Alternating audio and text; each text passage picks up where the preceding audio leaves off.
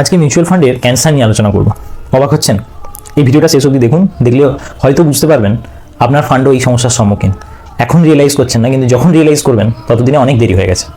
তো চলুন আজকে সেই সমস্যাটা নিয়ে আলোচনা করব এবং এর উপায়ও বলবো কিভাবে আপনি এখান থেকে এইটার থেকে মুক্তি পেতে পারেন। এবং তার জন্য আমি যেমন করে থাকি, এই ফোনই যথেষ্ট। আপনার এই স্মার্টফোন থাকলেই আপনি অনেক কিছু করতে পারবেন।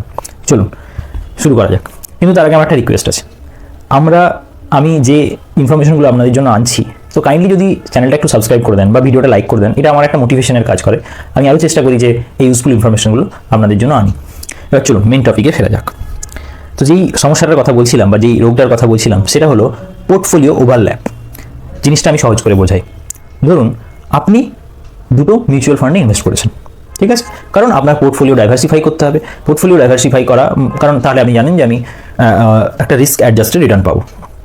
কিন্তু ধরুন আপনার ওই দুটো মিউচুয়াল ফান্ডই সেম কোম্পানিতে টাকা লাগাচ্ছে, তাহলে তো আপনার পোর্টফোলিও ডাইভার্সিফিকেশন হলো না, উল্টে আপনি রিস্ক অ্যাকিউমুলেট করলেন।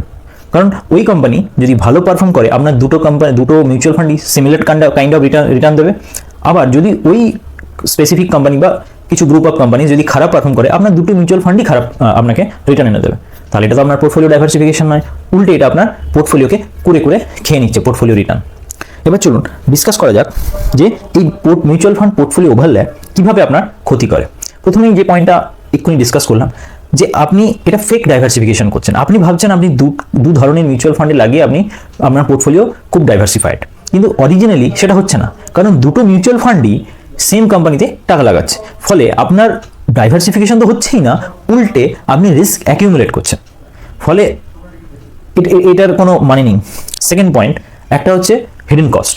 মানে ধরুন ব্যাপারটা এরকম হচ্ছে যে আপনি সেম কাজ করার জন্য দুজন লোককে টাকা দিচ্ছেন। আপনি অ্যাকচুয়ালি সেটাই করছেন, কারণ আপনি যদি দুটো মিউচুয়াল ফান্ডকে আপনার এক্সপেন্স কস্ট দেন তাদেরকে, তারা যদি সেম কোম্পানিতে ইনভেস্ট করে, তাহলে তো আপনার ওই কোম্পানির পারফরমেন্সের উপর ডিপেন্ড করে আপনার দুটো মিউচুয়াল ফান্ডের পারফরমেন্স সেম পারফর্ম করবে। তাহলে অথচ আপনি দুটো আলাদা আলাদা এক্সপেন্স দিচ্ছেন দুটো মিউচুয়াল ফান্ড কোম্পানিকে, ফলে আপনার একটা হিডেন কস্ট থেকে যাচ্ছে। এবার এই হিডেন কস্ট আর এই ফেক ডাইভার্সিফিকেশনের জন্য আপনার সবচেয়ে বড় লং টার্মে যেটা ক্ষতি হয়, সেটা হচ্ছে আপনার রিটার্নটা একটা সিগনিফিক্যান্টলি কমে যায়। সেটা আপনি ইনিশিয়াল ফেজে বুঝতে পারবেন না, কিন্তু আস্তে আস্তে যখন আপনি লং টার্মে ক্যালকুলেট করবেন, তখন দেখবেন আপনি একটা বড় ক্ষতির সম্মুখীন হয়েছেন। ওকে, এবার চলুন দেখা যাক যে এই ওভারল্যাপটা আমরা বুঝবো কী করে। এটার জন্য আমি এই ফোন থেকে আমি ভিডিও শেষে দেখাবো এই ফোন ইউজ করে কিভাবে আপনি মিউচুয়াল ফান্ড ওভারল্যাপটাকে দেখতে পারেন, যে আপনার এই দুটো ফান্ডের মধ্যে কতটা ওভারল্যাপ আছে। কিন্তু তার আগে বলে রাখি যে কতটা ওভারল্যাপ মানে অ্যাকসেপ্টেবল। ধরুন দুটো, এমন তো নয় যে সমস্ত কোম্পানি নতুন করে জেনারেট করবে একটা মিউচুয়াল ফান্ড। কিছু কোম্পানি তো সিমিলারিটি সবসময় থাকবে, কিন্তু স্টিল একটা অ্যাকসেপ্টেড লিমিট আছে। যেমন ধরুন যদি দুটো ফান্ডের মধ্যে ওভারল্যাপ লেস দেন 20% হয়, তাহলে এটা ঠিকঠাক, এটাতে আপনার কোনো পোর্টফোলিওতে কোনো চেঞ্জ করার কোনো দরকার নেই। সেকেন্ড, যদি আপনার পোর্টফোলিও ধরুন 20 to 30%-এর মধ্যে overlap percentage, then it is reasonable. আপনি নজরে রাখুন আপনার পোর্টফোলিওটা, চেক করতে থাকুন, কিন্তু ওরিড হওয়ার কিছু দরকার নেই যে আপনার খুব ক্ষতি হয়ে যাবে।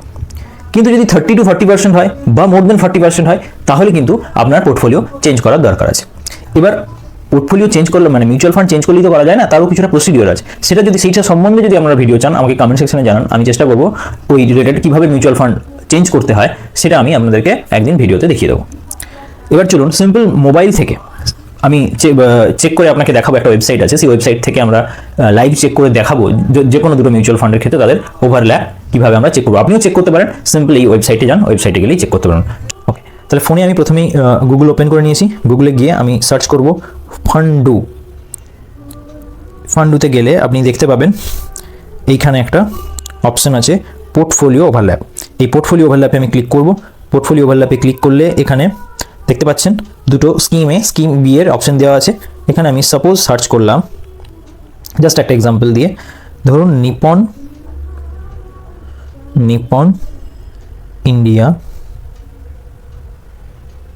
India small cap. ওকে, তো এখানে দেখতে পাচ্ছেন নিপন ইন্ডিয়া স্মল ক্যাপ আমি চুজ করলাম। পরেরটা আমি ধরুন চুজ করছি বন্ধন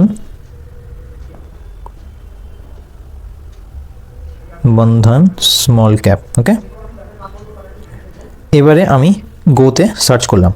এখানে আমরা কি দেখতে পাচ্ছি, অলমোস্ট এখানে স্কিম এ স্কিম বি, তাহলে এখানে কমন স্টক আছে অলমোস্ট 30 to 33%। তাহলে আমরা যদি আপনার পোর্টফোলিওতে এই দুটোই থাকে, নিপনও থাকে এবং বন্ধন স্মল ক্যাপও থাকে, তাহলে আপনি দেখতে পাচ্ছেন অলমোস্ট মোর দেন 30% স্টকস আর কমন। তাহলে আমাদের মধ্যে থেকে এখানে আমাদেরকে যে কোনো একটা ফান্ডকে আমাদেরকে চুজ করতে হবে। এবং আমরা ইভেন মানে যদি আমি দুটো ফান্ডই আমার পোর্টফোলিওতে থাকে, আমরা দেখতে পাবো 30% স্টক কমন স্টকের জন্য আমরা দুটো ফান্ডকে পয়সা দিচ্ছি। তো এইভাবে আপনি চেক করতে পারেন। এবার ছাড়া আপনি যে কোনো ফান্ডে আপনি এখানে দুটো ফান্ডের মধ্যে যে আপনি এইভাবে চেক করতে পারেন এবং সেই মতো আমি যে লিমিটটা বললাম সেই লিমিটটা অনুযায়ী আপনি ডিসাইড করতে পারেন যে আপনি সেই দুটো ফান্ডের মধ্যে কোন ফান্ডটাকে আপনি কোন ফান্ডটাকে চুজ করবেন, আপনার পোর্টফোলিওতে রাখবেন এবং যে ফান্ডটা আপনার পছন্দ হবে না সেটা আপনি বাদ দিয়ে দিতে পারেন। এবার আপনারা যদি বলেন তাহলে আমি একটা ভিডিও আনবো কীভাবে কোন মিউচুয়াল ফান্ড থেকে ধরুন আপনি শিফট করবেন অন্য মিউচুয়াল ফান্ডে, সেই প্রসেসটা আমি একদিন আপনাদেরকে দেখিয়ে দেবো। ওকে, ভিডিওটা ভালো লাগলে আপনারা শেয়ার করে দিন আর চ্যানেলটা সাবস্ক্রাইব করবেন। Thank you.